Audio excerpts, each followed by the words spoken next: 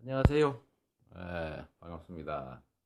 우리 다시 집에서 몰래 집사람이 설거지하는 틈을 이용해서 잠깐 여러분들하고 대화 좀 해보려고 합니다. 어, 한 분 들어오셨네. 제가 오늘 그 썰전 녹화를 하고 왔습니다. 당연히 전원책 변호사님도 만났죠. 전에 한번 전쟁을 한 다음이라 오늘은 어떨까 사람들이 많이 궁금해 하셨는데 역시 신사협정, 평화협정 맺고 난 다음에 딱 2, 3분 만에 다시 전투 모드로 바뀌어가지고 결국은 뭐 끝까지 긴장 관계를 계속 유지했습니다. 오늘도 여러분들 쓰신 글들 읽어보고 제가 드리고 싶은 말씀도 드리고 그렇게 하겠습니다. 어, 여기를 가까이서 좀 보면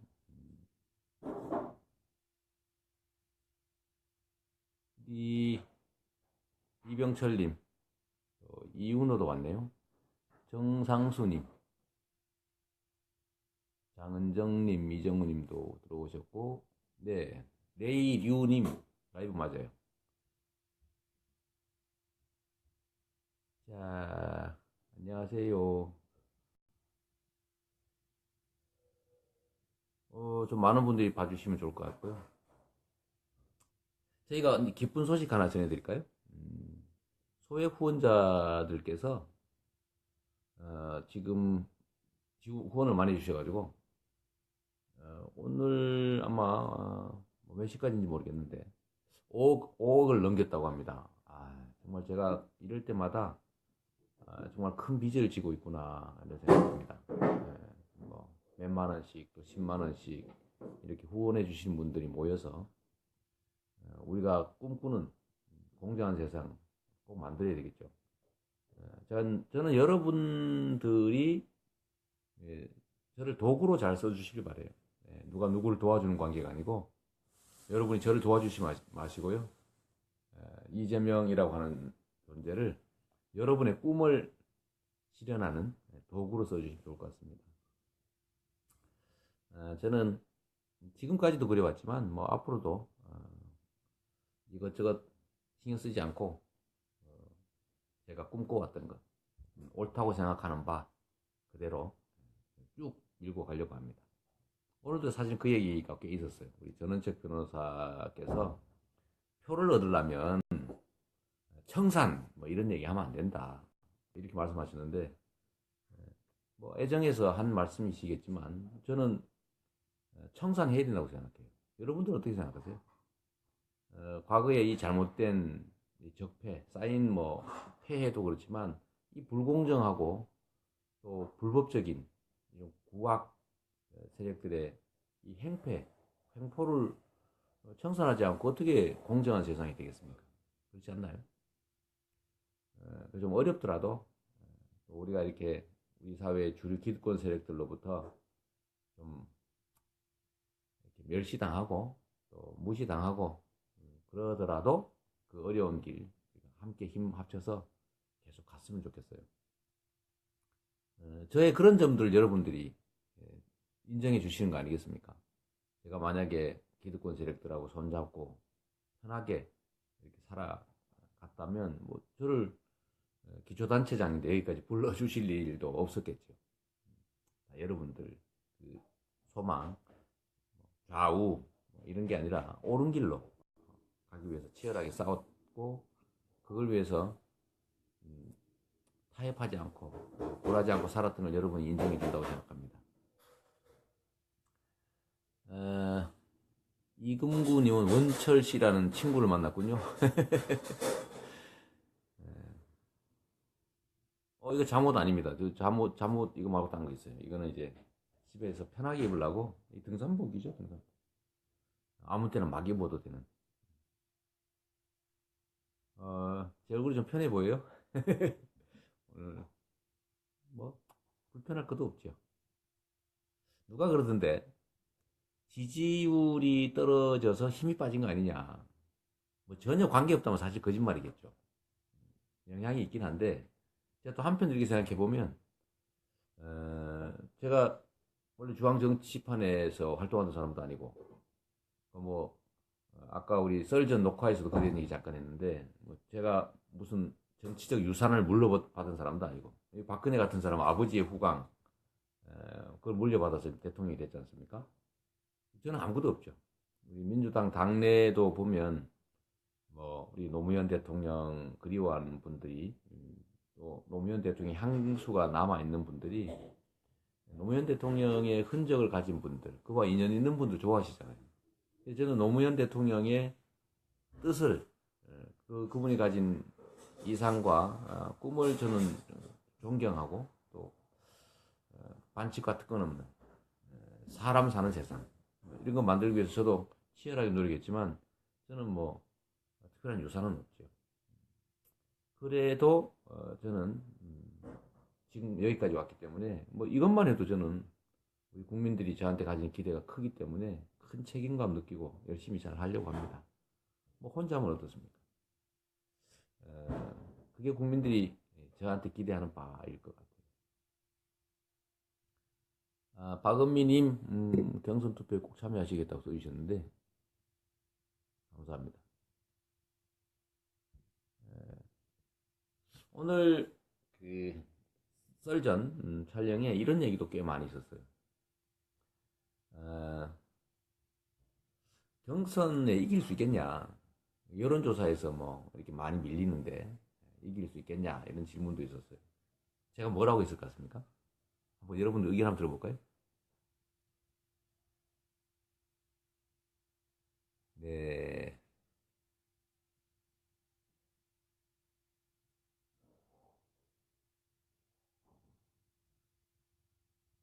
여기 보니까 준조세, 사드, 협동조합, 노동조합 방송에서 계속 얘기해 주세요. 이 정인호 친구께서 얘기하셨네요. 그래서 제가 그 말씀 드렸어요. 제가 사실 우리 친구분들한테도 그 얘기 좀 드리려고 합니다. 그리고 혹시 보시는 분들 우리 공유 좀 해주실래요? 좋아요도 한번 눌러주시고 공유를 해주면 많은 분들이 볼 수 있어요. 저희가 어려움을 겪는 게 사실 언론이나 이런 데서 저희 잘 안 써주잖아요. 저는 비주류인데다가 이 사회 기득권자들한테 자꾸 도전장을 내밀고 딱 자꾸 이 강자들 소수의 기득권자들한테 뭐 재벌 황제 경영을 폐기하겠다. 재벌 체제를 해체해서 재벌 기업들이 정상적 기업이 되게 만들겠다. 이러니까 이 불법적 구조를 이용해서 득을 보는 사람들은 저 같은 사람 싫어하죠. 그래서 언론에서도 잘 안 내주려고 해요. 그럼 이걸 어떻게 해결하냐면 우리 친구들께서 주변에 많이 알려주셔야 됩니다. 그렇게 하면 언론에 안 나와도 지금 언론의 공격만 받으면서도 지금까지 제가 여기까지 온 것처럼 앞으로도 사실은 우리 페이스북 친구들, SNS 친구들 이분들의 도움으로 저희가 먼 길을 가야 됩니다. 그러려면 댓글 모아 태선이라고 공유해 주시는 분도 좀 많아야 되고 좋아요도 좀 많이 눌러주시고 댓글도 좀 써주시고 이런 게 사실 작아 보이지만요. 이런 게 모이면 그냥 태풍을 만들 수 있습니다. 나비의 날개짓이 태풍을 만드는 것처럼. 좀 공유 좀 많이 해주세요. 좋아요도 좀 많이 눌러주시고. 그래서 오늘 이제 그 얘기가 좀 있었습니다. 이길 수 있겠냐. 제가 이렇게 말씀드렸죠. 지지율이라고 하는 거는 5천만 국민을 상대로 여론조사를 한 거 아닙니까? 표본을 상대로. 근데 보통 전화 받은 사람의 95%는 전화 받아서 그냥 끊어버리죠. 나머지 한 5% 정도가 전화를 받아서 물어보니까 누가 될 것 같습니까? 그러니까 뭐 이 사람이 텔레비에도 많이 나오고 유명하고 그러니까 이 사람이 되겠지라고 눌러주는 거잖아요. 그러니까 이건 매우 수동적이죠. 그런데 경선은 어떻게 되냐면 이 5천만 명이 하는 게 아니라 사실은 한 2%, 최대 200만. 저는 이번에는 100만 정도 투표할 거라고 보는데요. 그 중에서 실제로 투표를 저번에 2012년에 60만 좀 넘게 했으니까 이번에는 많이 해도 한 100만 넘지 않겠죠. 왜냐하면 또 경선 기간이 짧아요. 그러면 인구의 한 2% 정도밖에 투표를 안 하는 거죠.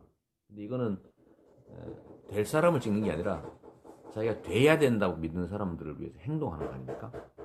그러면 이 행동에 나서는 사람이 많은, 적극적 지지자가 많은 후보가 이기게 되죠. 그래서 보통 경선에서는 일반적 여론조사와 다른 결과가 나는 경우가 많습니다. 저는 인간 이재명을 뭐 이렇게 선호한다기보다는 제가 가진 꿈, 또 제가 지금까지 해온 성과, 또 제가 앞으로 하게 될 일, 이런 것들을 저는 국민들이 기대한다고 생각합니다.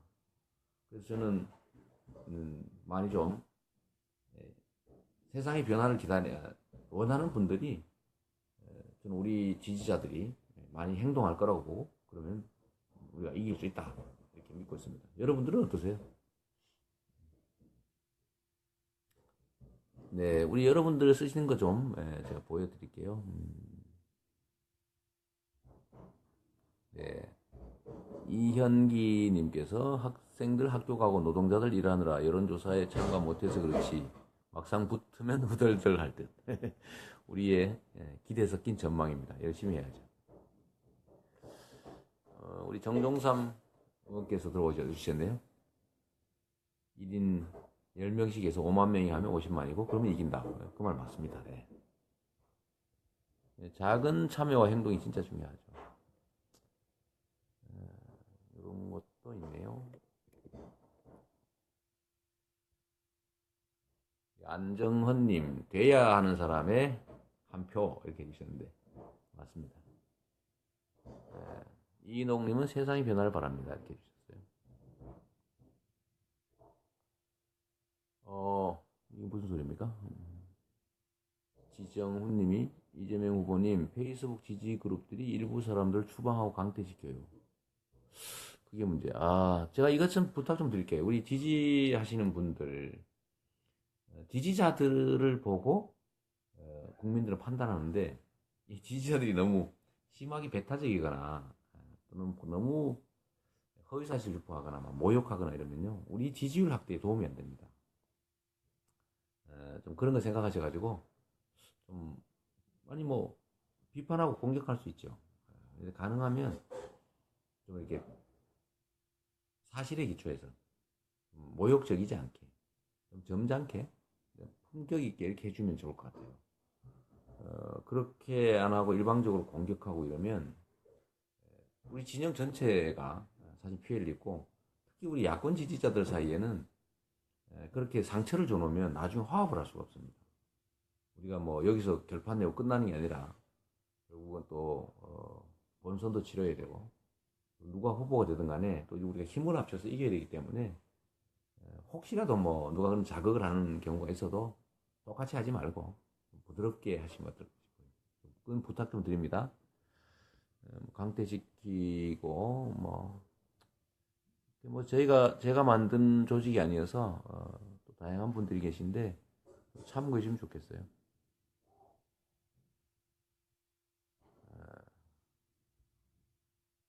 신혁진님 지지율 조작 가짜입니다. 원래 살아있는 지지율이 경선 때 나타날 겁니다. 신혁진님이 위로를 해주셨네요. 네, 우리가 믿고 해보자고요. 이재호님, 어제 성주에서 시장님 대신 선물 받아서 주위 사람들이랑 만나게 잘 먹었습니다. 네, 어제 제가 성주 그 사드 반대 집회한 데 갔다 왔는데 원불교 교무님께서 선물을 주시더라고요. 근데 이게 법률에도 위반되고 해서 제가 못 받는다고 했더니 집회에 참여하신 분들이 맛있게 드신 모양입니다. 참여였는데요. 이재호님 맛있었어요? 네.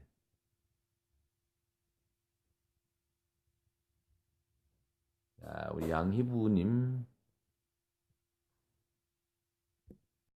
넘어가 버렸네. 아이고, 그건 뭐 너무 많이 들어와서.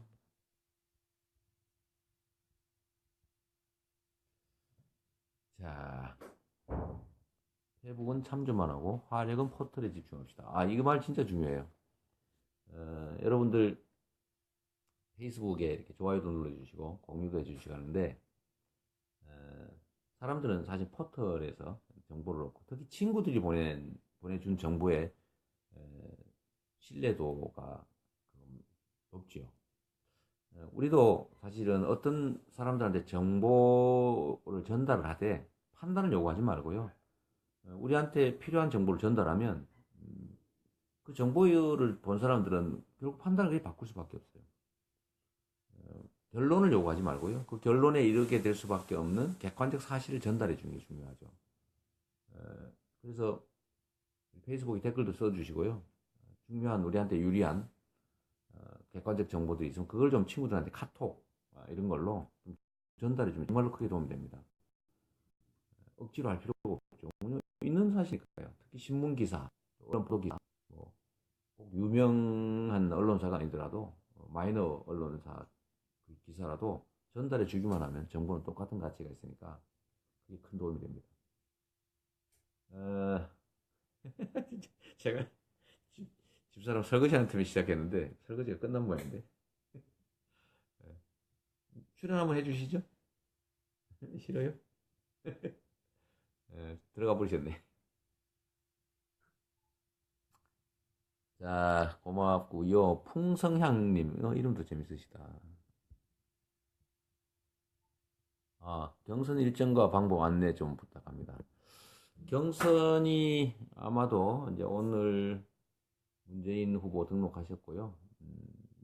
말로는 15일 정도부터 3주간 정도 선거인단 등록을 받는데 등록 방법은 아직도 저희도 통보를 못 받았습니다. 15일 전부터 저희가 바로 알려드릴 텐데 다양한 방법이 있을 거예요. 인터넷으로 신청할 수 있고 전화로도 신청할 수 있고 홈페이지도 신청할 수 있고 하니까 편한 걸 골라서 하시고 주변에도 가족들, 친구들 많이 부탁하셔서 근데 선거인단 등록하면 돈 드는 거 아니니까요. 정성만 있으면 되거든요.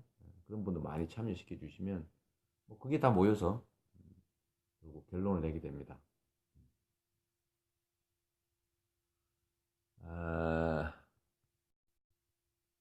오늘은 방송 중에 노래하지 마세요. 노래 안 할게요. 이번에 노래 해달라고 그래서 했는데 노래를 못하는 모양입니다.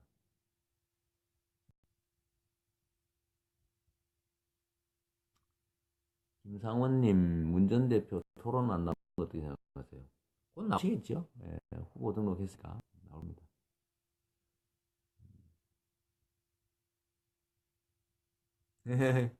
유지훈님께서 와이프 집사람 불러보세요. 이렇게 하는데 방에 들어가 버렸어요. 안 한대요.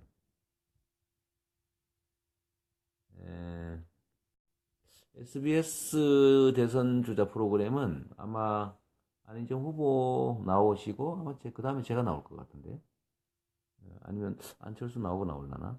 나오긴 이미 찍었습니다. 저도.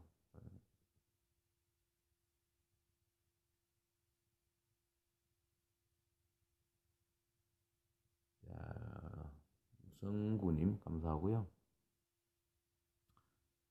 정말 많은 분들이 이제 후원도 해주셔서 진심으로 감사드려요. 제가 그 기대에 어긋나지 않도록 제가 할 수 있는 최선을 다하겠습니다. 제가 좋아하는 말들이 몇 개 있는데 그 중에 하나가 진인사 대천명입니다. 어려운 환경을 끊임없이 이제 벗어나서 세기를 온 사람이어서 그런지 몰라도 사실 미래라고 하는 게 보장된 일이 한 번도 없었습니다. 제가 초등학교 마치고 이제 어머니 손잡고 공장에 갈 때 공장에서 다쳐서 팔도 장애인 되고 후각도 사실은 절반 이상 잃고 청각도 사실은 아주 난청 심합니다. 그런데 그런 어려운 환경에서 벗어나서 이제 대학을 가고 또 대학 가서 그 다음에 사법시험 합격하고 또 그런 다음에 이제 인권 변호사 하다가 시민운동가 하다가 지금은 시장을 하고 있지만 저는 뭔가 이렇게 돼야 되겠다라고 긴 목표 세워놓고 거기 매진할 수 있는 상황이 아니었습니다. 현재 처한 상황에서 그냥 최선을 다했죠. 최선을 다했더니 길이 저절로 생기더라고요. 제가 사실 아시는 분들 알겠지만 제가 정치하고 싶어서 한 게 아니라 시민운동가로 시립의료원 만들기 하다가 기득권에 의해서 저지가 당하고 난 다음에 시장을 하지 않으면 실제로 우리 성남 시민들이 바라는 공공의료원, 시립의료원을 만들 수가 없겠더라고요. 결국은 시립의료원 설립운동 하다가 시립의료원 만들기 위해서 시장이 되기로 결심했고, 또 우리 동지들하고 같이 사실 무모한 도전이었는데 사실 성공했죠, 어떻게 해서. 그래서 시장이 돼서 열심히 최선을 다했는데 우리 국민들이 불러주셨잖아요. 불러주셨기 때문에 저는 지금 이 자리에 와 있는데, 그야말로 최선을 다하니까 길은 저절로 열리더라. 그 다음에 뭐 최종 결론을 미리 연연한다고 해서 사실 그대로 되는 건 아니지 않습니까? 제가 여러분들한테 솔직히 말씀드리는데 이 외형적 지지율이 막 올라갈 때요, 사실 욕심이 좀 생기더라고요. 그래서 약간의 이제 뭐 마음에 없는 건 아니고 약간씩 벗어나는 과욕을 부려봤더니 역시 우리 국민들이 그걸 순식간에 눈치를 채고 좀 저한테 뭐라 그럴까 이게 경고를 주셨어요. 그래서 제가 다시 요즘은 마음을 많이 다잡고 있습니다. 뭐 최선을 다해서 그 결과를 기다리는 거지, 뭐 결과를 내가 만들어내야 되겠다고 생각하는 순간에 그 결과에 다다르기가 더 어려워진다는 지금까지 경험을 제가 잠시 잊어버렸던 거죠. 지금부터는 다시 제자리로 원래 가던 길로 쭉 가려고 합니다. 잘 안 들려요? 마이크를 사용해 달라는데? 어, 잘 안 보이네. 잘 안 들리세요? 어디 한번.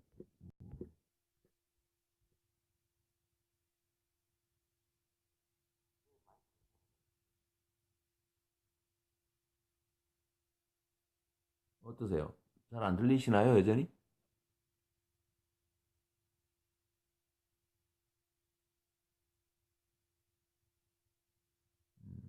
잘 들리죠? 네.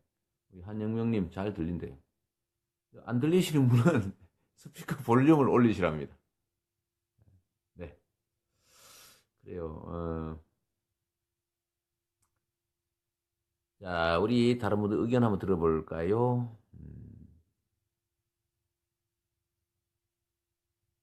그리고 우리 지지자분들 중에 의욕이 좀 지나쳐서 지나치게 이렇게 공격적인 분들 있으신 것 같아요. 음, 그런 거 조금만 좀 참아주시면 좋을 것 같습니다. 음, 여기 최양규님께서 거리 연설할 때 손이 너무 시려 보여요. 따뜻하게 손잡아 드리고 싶어요. 감사합니다. 별로 안 추워요, 그런데 사실. 제가 몸이 좀 열이 많은 사람이어서요. 견딜만 합니다. 왠지 그런 것도 있습니다. 이 장갑 끼고 있으면 좀 이게 혹시 좀 건방져 보이지 않을까? 뭐 그런 아주 좀 기우겠죠? 그래서 그냥 하는 경우가 많습니다. 에, 박스텔라님, 늦은 밤에 좋은 목소리 들려줘서 힐링 된다는데, 제가 영광입니다. 저 사실은 별로 목소리 안 좋은데. 자, 토토 경수리 경호 많이 데리고 다니라는데요.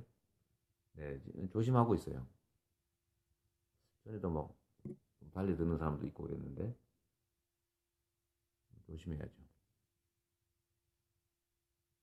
공약 다 이행하려면 국민의 한 사람으로 피곤하게 될까 걱정됩니다. 장혜수님, 걱정 안 하셔도 됩니다.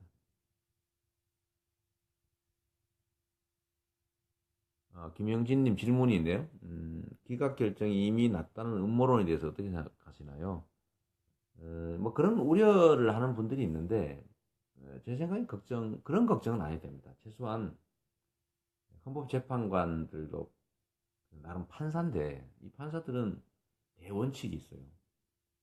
어, 자기가 맡은 사건에 대한 최종 결론을 결코 남한테 미리 말하지 않습니다. 그거는 나중에 심각한 문제를 야기할 수 있기 때문에 그런 정도 자질 없는 사람이 헌법재판관이 되기는 어려웠을 거예요.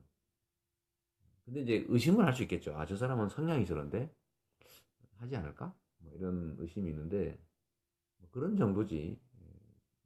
저는 그것까지는 아닐 것 같아요. 다만 지금 헌재가 실제로 이제 한 명이 이제 벌써 퇴직했고 8명 상태에서 3월 13일이 지나면 또 헌법재판관 한 명이 퇴직하고 만약 그 후로 넘어가게 되면 이제 7명이 해야 되는데 이제 2명만 반대하면 부결이죠. 기각이죠. 쉽게 말하면. 그럴 경우를 우려하는 분들이 많아서 그래서 우리가 이제 그 전에 결론을 내라고 계속 요구하는 것 아니겠습니까? 최선을 다해야죠. 나쁜 결과를 예상해서 우리가 포기할 수도 없는 것이고, 그러나 우리는 나쁜 결과 날 경우를 가정해서 나쁜 결과가 나지 않도록 총력을 다하고, 또 우리가 예상하지 못한 잘못된 결과가 나오면 지금까지보다는 더 치열하게 싸우겠다. 이런 마음을, 마음의 결정을 해야 하고 행동을 해야 상대도 그걸 알고 함부로 하지 않죠. 지금처럼 이제 새누리당, 또 바른당 뭐 이런 데서 기각돼도 승복하자, 각서 쓰자 뭐 이런 얘기 하는데 바람을 잡고 있는 거 아니겠습니까? 여러분 헌재에서 기각하면 가만히 있을 거예요? 그럴 수는 없죠. 헌재는 국민이 뽑은 심부름꾼이고 그 대리인 머슴인데 주인의 뜻이 명확하게 지금 박근혜의 탄핵 아닙니까? 근데 그걸 어기고 만약에 기각을 했다. 그러면 헌재의 책임을 물을 뿐만 아니라 우리 원래 가던 길 박근혜 퇴진을 위해서 열심히 싸워야 되는 거죠. 그건 너무 당연한 겁니다. 그런데 이 모성들이 주인의 뜻을 배반하고 어떤 결정을 했으니까 주인이 따라야 된다? 왜요? 그 말이 안 되죠. 그거는 어, 대한민국은 민주공화국이고 그죠? 모든 권력은 국민으로부터 나온다. 대한민국의 주인이 국민인데 국민의 뜻을 대신하는 모성들이 국민의 뜻을 어기고 반대 결론을 내면 그 책임을 물어야지 그냥 따르고 맙니까? 그건 우리가 주인이 아니라 지배 대상이다. 라는 걸 스스로 인정하는 거나 마찬가지죠. 그건 아니라고 생각합니다. 음, 이...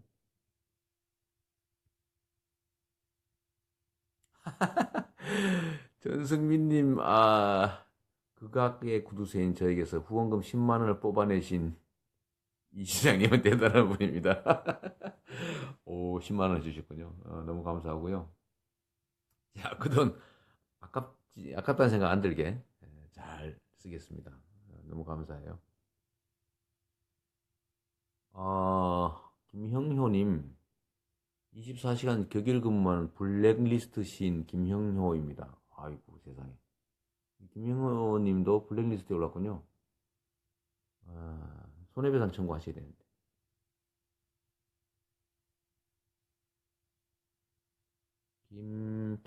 김캐서린님, 문재인 건 어떻게 돼가고 계신지, 문님의 코멘트 있나요? 이게 무슨 말이죠?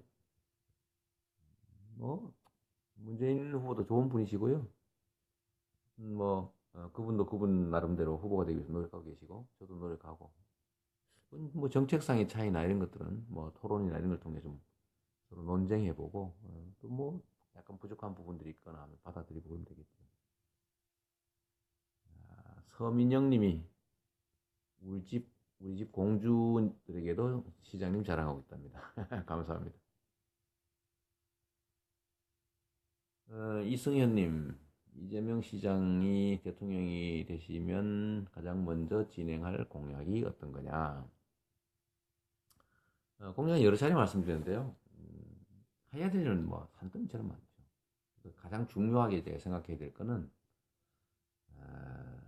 세월호 수사를 아주 엄격하게, 철저하게, 원점에서부터 다시 하는 겁니다. 그래서 그 사고의 원인, 책임자들, 또 수습 과정에 잘못된 점들 철저히 가려내서 충분히 책임을 물어야죠. 정말 그 꽃다운 나이에 우리 어린 학생들이 얼마나 참혹하게 이 세상을 떠났습니까? 그거 억울하지 않게 사실 규명하고 또 아직도 바다 밑에서 시신도 찾지 못해서 지금 가족들이 나 유가족 만들어 주세요 이러고 울고 계신데 그것도 먼저 해야죠. 국가의 제1 기능은 그야말로 국민의 생명을 지키는 것이니까 그걸 어긴 대표적인 사례 저는 뭐 광주 학살만큼이나 심각한 사안이라고 생각해요. 그래서 일단 그거부터 먼저 시작하도록 하겠습니다. 뭐할 일은 정말로 많습니다. 잘못된 게 너무 많아요. 이 잘못된 것들을 좀 정리해내지 않으면 새로운 출발이 사실은 불가능하죠. 우리가 어느 집에 이사를 가면 청소부터 하지 않습니까? 그래야 새 살림이 시작되니까요.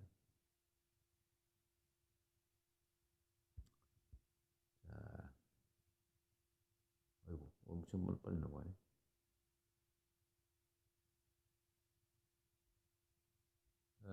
아이고, 아이고, 너무 빨리 안 되겠다. 아이고, 정말로 너무 많이 써주셨어요. 아, 이우리님, 전화번호 보고 매일 20명씩 연락 도전해보자. 내가 캠프에 자원봉사 한다 말하고 인지도 조사한다 말하면서 시작. 맞습니다. 사실 한 명 한 명 모아서 세상이 바뀌는 거죠. 우리 카타리나 박님 쉬어 감사라고 감사합니다.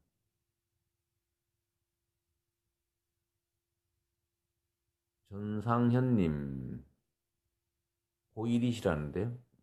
가재명께서 대선에 승리하면 행할 국방에 대한 개혁. 국방 정말로 중요하죠. 아니 국방을 해야 우리 공동체가 지켜지지 않습니까? 안보 정말로 중요하죠. 이 안보라고 하는 것은 악용하는 사람들이 있어요. 중요한 거니까 악용이 가능하죠. 안보, 애국 이건 정말로 중요한데 이걸 개인의 정치적 이익을 위해서 왜곡하고 악용하는 사례들이 실제로 역사적으로 많았습니다. 첫째로는 그걸 막아야 되겠고 두 번째로는 국방 개혁을 해야죠. 우리가 북한보다 국방비를 최하한 7, 8배 정도 더 쓰고 있는 것 같아요. 근데 북한은 통계가 잘 없어서 잘 모르는데 어쨌든 우리나라가 국방비가 40조인데 북한은 1년 국민 총생산이 30조에 불과하다고 그래요. 우리가 1,600조 되니까 이게 지금 뭐 한 40배가 넘는 거죠. 그래서 이 생, 그러니까 생산력 차이가 40배까지 나고 국방비는 최소한 대여섯 배 차이가 나는데 그런데 옛날 북한이 침공하면 미군 도움 없으면 진다 이런 얘기 하잖아요. 상식적으로 말이 안 되지 않습니까? 그래서 국방 개혁을 해야 돼요. 지출하는 비용에 비해서 국방력이 너무 문제가 있습니다. 그리고 뭐 또 오늘도 잠깐 설명했는데 전쟁을 머리 숫자로 하던 시절은 지났죠. 이게 지금 이미 동학난 때 그런 사례가 있었어요. 이 우금치 전투라고 아시죠, 여러분? 그때 우리 동학혁명군이 2만 명 또는 3만 명이 일본군 2,700명? 3,000명 안 되는 일본군하고 싸웠는데 전멸했습니다. 일본군은 피해가 거의 없었죠. 왜 그랬냐면 그때 무기가 우리는 가지고 있는 게 최고 좋은 무기가 화성총이었어요. 아시죠? 이렇게 불 붙여가지고 기다려야 되는 거. 사냥할 때 쓰는 거. 그리고 되게 이제 뭐 창, 칼, 주로는 이제 죽창 뭐 이런 거 있는데 일본군은 기관총을 가지고 있었습니다. 그때 이미. 그러니까 이게 상대가 안 됩니다. 근데 지금은 더하지요. 지금은 훨씬 더한데 그래서 정부에서도 군인 숫자를 좀 줄이자. 그리고 무기, 장비 이런 거 늘리고 군을 좀 정예화해서 스마트 강군으로 만들자. 이렇게 국방 개혁 정책을 가지고 있는데 잘 안 돼요. 기득권자들이 반발하기 때문이죠. 그래서 군인도 원래 계획대로 좀 줄이고 대신에 줄어든 군인 수만큼 전투력을 높여야 되니까 그 중에 일부는 비용을 좀 들여서 모병을 해가지고 월급을 주자. 10만 명만. 그러면 전투력이 올라가겠죠. 젊은이들 일자리도 한 10만 개 생기니까. 그러면은 이제 의무 복무 군인이 한 절반으로 줄어들게 됩니다. 줄어드는 숫자, 그다음에 모병으로 돈 받고 간 사람. 그러면 이제 군대 가는 인원을 줄이든지 복무 기간을 줄이든지 할 수가 있죠. 그런 것도 해야 되고 이제 방위비리 못 저지르게. 방위비리를 저지르면 아주 엄정하게 처벌해서 그냥 반역죄에 준하게 처벌해야 되겠죠. 그런 게 필요할 것 같습니다. 윤정아님, TV에서 여론조사 수치 낮게 나오는 게 이해가 안 돼요. 저도 이해가 좀 잘 안 되긴 해요. 근데 뭐, 여론조사 답변율이 점점 떨어지고 하니까, 그래도 뭐 답하는 걸 조작하지는 않는 것 같아요. 답하는 사람이 많지 않은 거죠.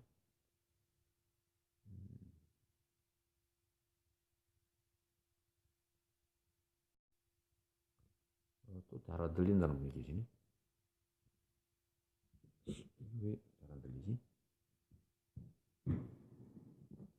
제가 가까이 보면 얼굴에 모공 들여다보이고 막 그러지 않나요? 자, 또 우리 김영곤님, 친일파 척결에 대한 공약 정말 감동적. 확실한 청산은 못하더라도 대한민국에 묻혀있는 친일파는 조사해서 무덤을 파내야 된다.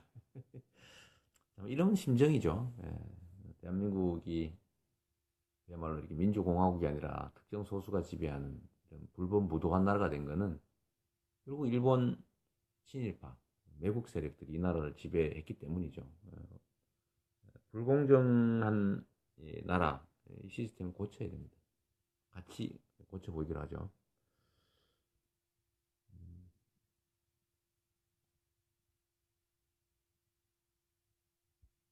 아, 아이고, 너무 많아서 좀 넘기도록 하겠습니다.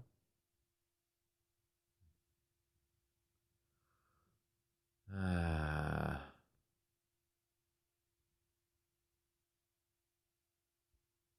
시장께서 대통령이 되면 우리나라 인구의 반 정도가 보수적인 생각을 가지고 살아가는 국민들인데 이재명과 다른 신념을 가진 국민들은 어떻게 끌어안고 살아가실 건지 생각을 듣고 싶다. 근데 이거 걱정하시는 분들이 많은데요. 그거 전혀 걱정 안 하셔도 됩니다. 제가 청산하자고 하는 것은 보수적인 생각을 가진 저와 생각이 다른 사람들을 청산하려는 게 전혀 아니에요. 다 아시겠지만 우리가 이웃집 저와 생각이 다른 사람들은 같이 살아야죠. 그걸 청산하면 되겠습니까? 독재국가도 아니고. 제가 청산하려고 하는 것은 불법적 세력들이죠. 불이한 세력들. 법도 안 지키고 불공정하게 세상에서 다수의 약자들을 막 뜯는 사람들. 뭐 정치 세력들 중에서 부패한 세력들. 이런 것들을 청산하자는 거지. 저와 입장이 다른 사람들 서로 토론해야죠. 제가 성남시정을 하면서도 시장에 쳐들어오고 있는 사람들 많은데 제가 다 만나요. 다 만나서 제 입장 얘기하고 상대방 얘기 들어보고 맞는 말 있으면 받아들이고 또 잘못 생각하고 있으면 제가 설득하고 그래서 되게 다 민원들이 없죠. 그러니까 시장실을 열어놔도 뭐 특별한 문제가 없게 운영이 됩니다. 국가 운영도 마찬가지죠. 입장 다르다고 뭐 제압하고 탄압하는 게 아니라 뭐 얘기 잘 들어보고 뭐 합리적인 생각, 좋은 생각 있으면 또 받아들이고 뭐 그렇게 할 수 있잖아요. 전 당연히 저와 입장이 다른 사람들 공존해야 되고 포용하고 같이 잘 해나갈 겁니다.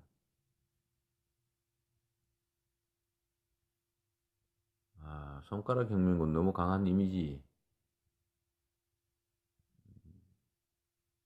군이 너무 강한 이미지라서 손가락 혁명단, 손가락 혁명팀으로 바꾸자 그 말이군요.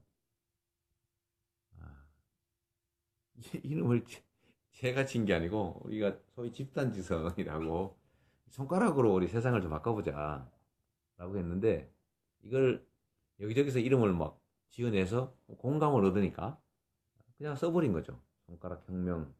제가 원래는 손가락 혁명 동지라고 썼는데 어느 날 이게 군이 돼 있더라고요. 어느 날 보니까 손가혁이라고 돼 있기도 하고 저는 제가 이걸 정해서 한 게 아니어서 우리 이제 같은 입장에 있는 사람들끼리 소위 집단 지성이죠 이것도. 이걸 통해서 필요하면 좀 바꾸고 그걸 보완할 필요는 있다고 생각해요. 건의가 하나 있다고 하네요. 이거 또 넘어가 버렸네. 김민주님, 왜곡된 국정교과서 어떻게 할 거냐? 당연히 폐기해야죠. 국회에서 곧 본회의에 통과되지 않을까 싶어요. 국정교과서 금지 법안 그렇게 되도록 노력해야 되겠습니다. 손가락 깨물까요? 피로슨 동지 그러지 마세요.